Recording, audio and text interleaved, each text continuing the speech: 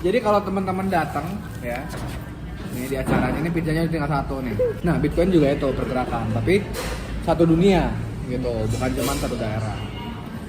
Nah, pergerakan bahwa uang itu harusnya didapat dengan usaha. Sama kan, Mas? Dapat gaji, kerja kan? Capek nggak, Mas?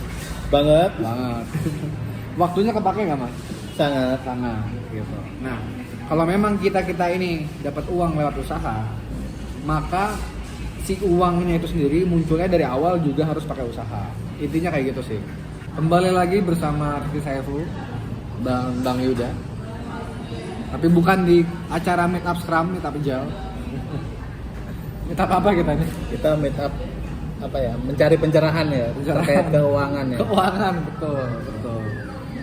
Dan masa depan. Ini nih, kalau mau tahu meet up-nya apa, ini diadakan oleh kelompok organisasi persekongkolan Bitcoin Indonesia ya, websitenya bitcoinindonesia.xyz gitu. Dia ngadain meet up di belasan kota di Indonesia dan terus nambah terus gitu tiap bulan meet up-nya, ngobrolin Bitcoin, namanya Bitcoin Indonesia ya, ngobrolin Bitcoin dan Indonesia.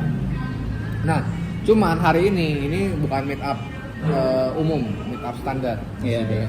Hari ini hari spesial, tanggal 22 Mei 2024. 2024. Okay. Gitu. Yang bikin spesial bukan 2024-nya. Oke. 22 Mei. Okay. Itu adalah hari pendidikan. Oke. Bener nggak? Bukan kayaknya. Bukan ya. Hari pendidikan Bukan. kapan? Tapi bulan Mei sih. Saya lupa. Mei. Mohon maaf. Udah lama nggak sekolah ya. Hari pendidikan. Bukan hari pendidikan. Hari pendidikan 2 Mei, ini 22 Mei. Itu adalah hari di mana kita makan pizza. Enak nih. Yoi. Jadi kalau teman-teman datang ya, ini di acaranya ini pizzanya tinggal satu nih. Gitu. Orangnya cuma satu. Tadi udah ada yang datang. Udah pulang. Udah pulang. Nah, kita makan pizza. Kenapa tuh? Mas Yuda tahu nggak kenapa Bitcoiners pada makan pizza tanggal 22 Mei? Karena perayaan mungkin. Perayaan. Gila.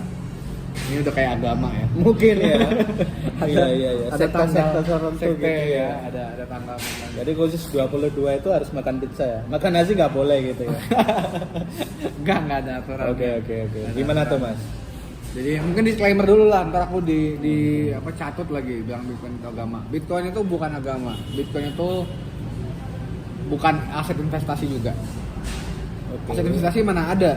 Acara perayaan gini nggak ada. Okay. Bitcoin itu adalah pergerakan. Oke. Pergerakan, movement. Sama kayak dulu Indonesia tahun apa? 45. 1440-an, 30-an sebelumnya ya. Sebelum itu. 428 kan sepak muda, itu pergerakan. Indonesia itu adalah pergerakan gitu. Negara yang kita semua tinggali gitu kan, dapat manfaat, ini pergerakan dulunya. Nah, Bitcoin juga itu pergerakan, tapi satu dunia gitu, bukan cuma satu daerah. Nah, pergerakan bahwa uang itu harusnya didapat dengan usaha. Sama kan, Mas? Dapat gaji, kerja kan? Capek nggak, Mas? Banget. Waktunya kepake nggak, Mas? Sangat. Gitu. Nah, kalau memang kita ini dapat uang lewat usaha, maka si uangnya itu sendiri munculnya dari awal juga harus pakai usaha. Intinya kayak gitu sih. Gitu. Nah, sekarang faktanya buat nyetak uang $100 itu cuman butuh kalau nggak salah berapa sekian sen gitu. Gitu. Kan usaha modal yang dipakai buat nyetak uangnya itu kan menggambarkan usaha kan, bahan bakunya, kerjanya, mesinnya gitu kan. Nah, karena uang dicetaknya gampang, itu jadi banyak masalah di dunia ini. Nah, Bitcoin pergerakan untuk melawan itu. Gitu. Balik lagi, pizza. Oke, pizza. Pernah dengar nggak Mas sebelumnya? Gimana Tanggal 22 Mei, Bitcoin dan pizza. Pernah dengar nggak? Bitcoin dan pizza. Pernah denger sih, Mas. Jadi ada di komunitas itu pernah lihat pamflet gitu. Jadi di setiap tanggal 22 mungkin ya, atau apakah bulan April, Mei ataupun Agustus mungkin ya. Enggak, 22 Mei. Mas. Oh, 22 Mei, sorry ya. 22 Mei khusus ya itu ya. Itu jadi ada apa namanya? Acara untuk memperingati gimana ya? Invitation untuk makan pizza bareng. Setauku sih sebatas itu ya. Sebatas itu doang ya. Gitu. Mas baru ya? Baru. Rasa emang kayak SNT ya. Ada orang baru, orang lama gitu. Nah, Mohon nggak pencerahannya apa-apa. Kan memang semua ada awalnya. Semua kan perlu belajar. Nah, jadi kenapa pengguna Bitcoin memperingati tanggal 22 Mei dengan makan pizza? Itu adalah karena di tanggal 22 Mei itu, tepatnya tahun 2010, ada transaksi pertama Bitcoin yang itu dipakai untuk mendapatkan benda atau barang atau jasa. Ya, menukarkan sesuatu ya. Betul. Jadi alat tukar. Transaksi. Ya. Betul. Pertama kali itu tanggal 22 Mei 2010. Bitcoinnya sendiri itu berjalan dari tahun 2010. 2010. Maaf. 2008. Salah. 2008 konsepnya dirilis. 2009 softwarenya jalan. Gitu. Sampai sekarang masih jalan tuh softwarenya. Nah, jadi setahun itu jalan softwarenya. Dan softwarenya itu kan dikerjain bareng-bareng kan, apa namanya, di gotong royong lah, di coding bareng-bareng, open source. Nah, berarti ada komunitas kan tuh, kelompok orang ya, selain pencipta Bitcoin Satoshi itu kan, bareng-bareng ngejalanin software Bitcoin dan nambang Bitcoin, dapat Bitcoin gitu kan. Nah, baru 22 Mei 2010 nulis tuh di forum yang bikin, salah satu programmer namanya Laszlo, dia bilang, nih ada yang mau orderin gue pizza nggak? Gitu. Harganya $25. Ya, 2 loyang pizza gede. Nah, nanti siapa yang orderin itu, gua transfer Bitcoin gua 10.000. Berapa kali $2 tuh Bang sekarang? Sekarang ya? Banyak sih. Berapa? Sekarang satu Bitcoin itu 1M. 10.000 berarti? Dikali aja. Kali aja. 10 T. Iya. 10 Iya, T iya. ya. 10 T buat dapetin pizza 2 loyang. Itu tuh yang selalu komunitas Bitcoin bilang gitu, wah dulu ada transaksi 10.000 Bitcoin. Gue bilang tadi 10.000 kan? Iya, 10 Bitcoin gitu. Cuman buat dapat 2 pizza doang gitu. Itulah yang akan dapat dari orang yang menahan Bitcoin gak dijual. Gitu. Jadi semacam pengingat. Kan dari 2010 sampai sekarang berarti 14 tahun kan? Iya. Maka orang yang menyimpan 1 Bitcoin dari 2010 sampai sekarang nggak dijual-jual, kayaknya berarti tuh udah jadi yang tadinya mungkin apa 1.000-2.000 perak jadi 1M. Oke. Nah, kedepannya gimana, bisa semahal apa gitu kan? Nah, itu kita jadi mengingat itu Bang Yuda. Oke. Jadi tujuannya Pizza Day itu ya? Betul. Memperingati hari pertama bahwa Bitcoin itu punya hubungan sama dunia nyata, ada value di dunia nyata. Gitu. Nah, biasanya itu dilanjutin Bang Yuda. Maksudnya kalau buat orang baru, orang awam dengan Bitcoin kan kayak kaget kan, wah segitu peningkatannya gitu kan, dari cuman sekian ribu perak sampai jadi 1M gitu kan. Di Amerika tuh dulu 10.000 Bitcoin itu buat ngebayar pizza 2 loyang seharga $25. $25 sekarang berapa tuh? $25. Iya. Susah ya, dulu gampangan pas kali 15.000 ya. Kali 10.000 malah gampang. Gampang. Jadi itu 25, kalau misalnya kali 15 itu 300-an lah. 370. Nah, tambahin lagi mungkin 400-an. 400 ya. 400.000. Nah, 10.000 Bitcoin gitu kan. Nah, sekarang jadi 10 T. Dari Rp400.000 ke 10 T kan gede gitu. Kalau 2010 sih hitungannya sekitar 9.000 ya. Oh betul, dolarnya juga masih kecil. Benar. Poin bagus. Benar. Iya. Nah, sekitar ya berapa tuh? Ya, kecil. Nah, maksudnya buat orang awam itu kan kaget ngelihat harganya yang naik. Nah, habis itu biasanya dilanjutin lagi Bang Yuda di Bitcoin Pizza Day. Oke. Memperingati bahwa begini, itu transaksi itu waktu itu dilakukan, itu sebenarnya transaksi yang masuk akal. Pada waktu itu ya. Pada waktu itu. Kenapa? Karena itu dihitung. Jadi bukan sekedar si Laszlo itu asal-asal angka gitu 10.000 enggak. Dia beneran hitung dan itu nyambung sama listrik yang si Lazo keluarin untuk menambang 10.000 Bitcoin waktu itu. Gitu. Jadi pertama, Bitcoin itu kan ya mungkin konteks juga ya buat orang yang masih baru ya. Bitcoin itu ditambang. Tiap 10 menit ada Bitcoin baru. Yang munculnya tuh cuma sekali, jebret gitu. Dan diperebutkan tuh sama semua yang nambang, ya. Jadi bukannya ada lebih dari satu orang yang dapat, tapi cuma satu penambang yang dapat gitu tiap 10 menit. Kayak undian berhadiah gitu. Undian ya. berhadiah, betul. Nah, itu yang direbutkan oleh bareng-bareng. Mungkin kalau undian jadi seperti judi ya? Belum tentu sih. Belum tentu, kenapa? Belum tentu. Ya kayak anggap aja kalau saya pengalamannya jalan sehat gitu ya. Itu Ya. kan dapat undian. Betul. Bukan berarti judi itu di situ. I see. Jadi ada reward karena udah jalan. Betul. Cuman kan kalau emas kan jalan dapat sehat. Iya. Nah, kalau ini kalau misalnya nggak dapet si Bitcoin reward 10 menit itu ya hilang aja energinya. Hilang, ya. Betul. Jadi nggak ada benefitnya gitu. Nah, tapi aku setuju bahwa itu bukan judi. Bukan undian, bukan judi gitu. Kenapa? Karena itu kan tiap 10 menit jebret dapat sekali. Tapi kan nanti 10 menit ke depannya ada lagi. 10 menit ke depannya ada lagi gitu. Nah, kalau kita jalanin terus itu alat kita, alat mining kita, pada akhirnya bakal adil gitu. Jadi kesempatannya bakal merata juga. Kecuali mungkin kalau kita jalaninnya sekali gitu kan, jalanin sekali terus nggak dapat matiin gitu. Nah itu mungkin untung-untungan kalau itu. Pakai nilai rata-rata berarti mungkin ya. Betul, akhirnya bakal dirata-ratain, itu bakal adil. Nah tadi OT sedikit kita balik lagi. Jadi tiap 10 menit ada Bitcoin baru. Nah Bitcoin barunya ini dulu pas awal Bitcoin muncul tahun 2009 sampai 2012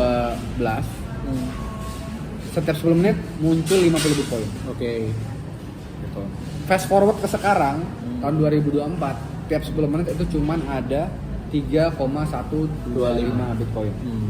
Udah berapa kali lipatnya tuh? Maksudnya udah apa namanya mengecil jauh banget kan? Gitu. Nah, terus Sepertiganya ya, sekitar kan dari 50 Mas. Oh 50 ya, bukan 10 ya. 50 per 10 menit. Oke. Gitu. Jadi 3,125. Jauh banget kan? Seper berapa ya? 8. Seper 12 ya. Ya, kurang lebih segitu.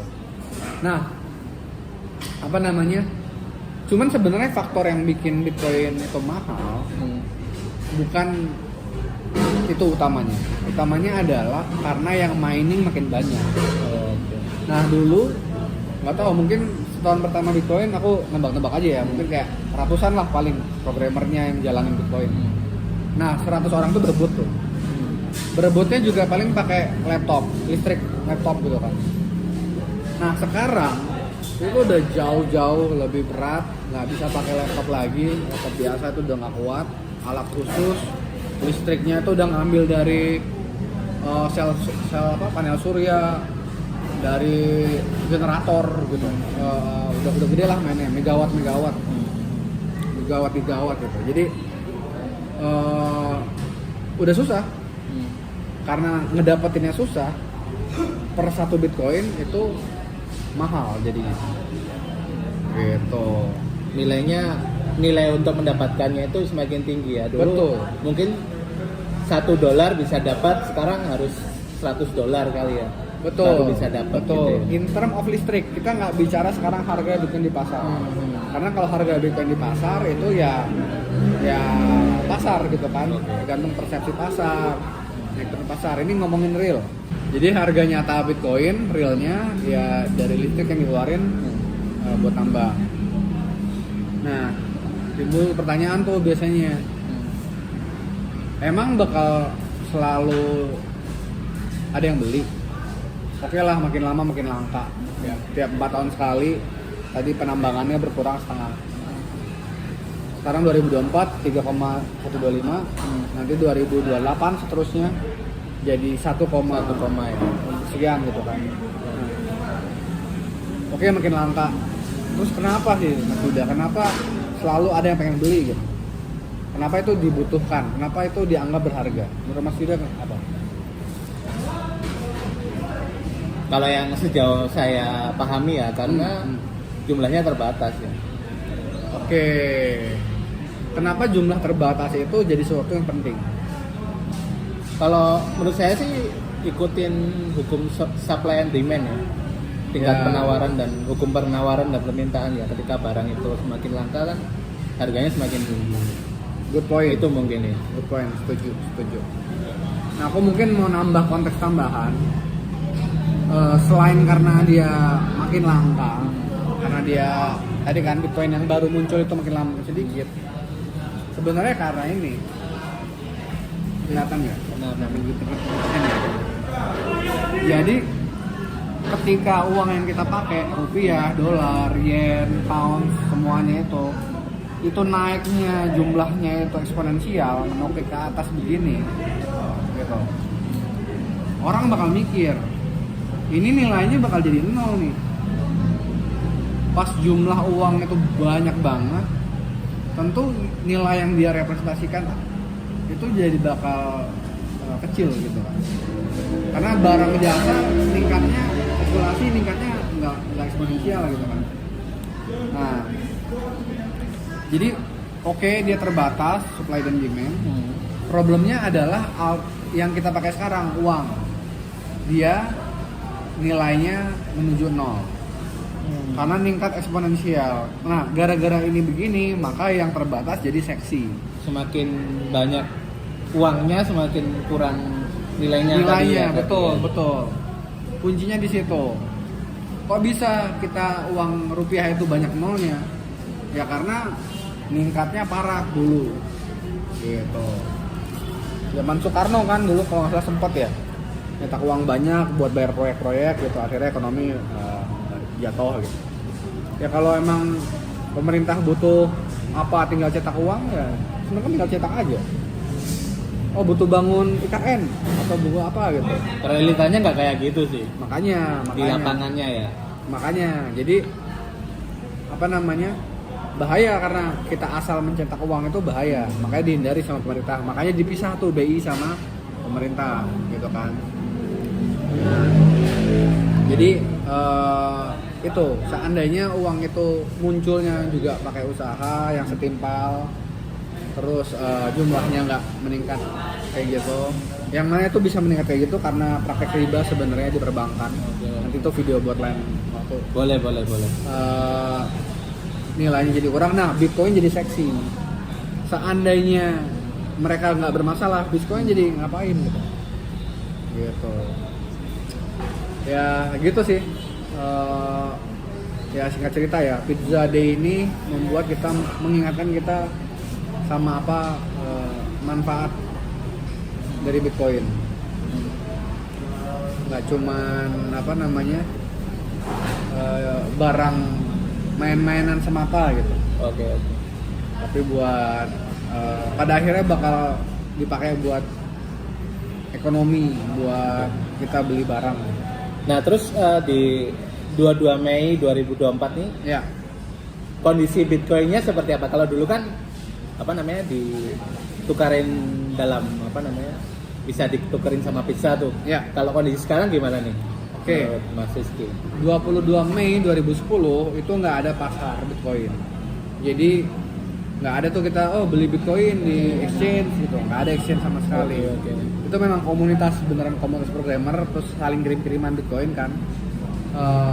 Gitu. Jatuhnya Sekarang- kayak barter gitu ya dulu ya. Betul. Awal-awal dulu ya. Betul ya. Kalau barter kan kita menukarkan barang yang bisa kita pakai. Iya. Kalau ini kan enggak. Di- Bitcoin ini di- nggak bisa dipakai. Misal gitu ya dulu ya. Ya, jadi bukan barter karena barangnya nggak dipakai, nggak dimakan. Jadi siapa nih yang mau beliin gue pizza? Oke. Nanti gue kirim Bitcoin. Udah kayak gitu. Sekarang fast forward udah matang industrinya, orang udah ada pasar, exchange gitu, orang jual beli gitu. So jadi mungkin pertanyaan bagus. Use case Bitcoin sekarang apa sih gitu? Kalau dulu kan ya udah buat transaksi transfer yang mana tahun 2010 mungkin juga sampai sekarang transfer ke luar negeri itu lama banget. Nah di Bitcoin itu bisa jadi cepat kan. Maksudnya luar negeri itu antar bank. Antar bank ya. Itu lama banget. Sekarang udah ada hacknya mungkin dengan kayak Flip, Wise gitu. Cuman secara infrastruktur masih lambat. Nah terus sebenarnya ada lagi bang use case berikutnya. Itu bisa dilihat di pasar kayak Expo. Oke. Apa tuh? Expo.com itu adalah pasar tempat. Tadinya gue kira itu pasar buat orang jual beli Bitcoin gitu. Tapi enggak. Ternyata itu utamanya adalah pasar untuk orang berjual beli barang digital. Kayak apa? Kayak gift card gitu. Kita dapat gift card Starbucks gitu kan. Ada kodenya, kita gesek-gesek, kita masukin nanti jadi saldo. Oke. Gitu. Nah, itu kan kodenya bisa kita kasih ke orang lain. Bisa, boleh. Tinggal kita copy paste gitu kan. Nah, cuman pertanyaannya kalau aku mau jual, gimana nih?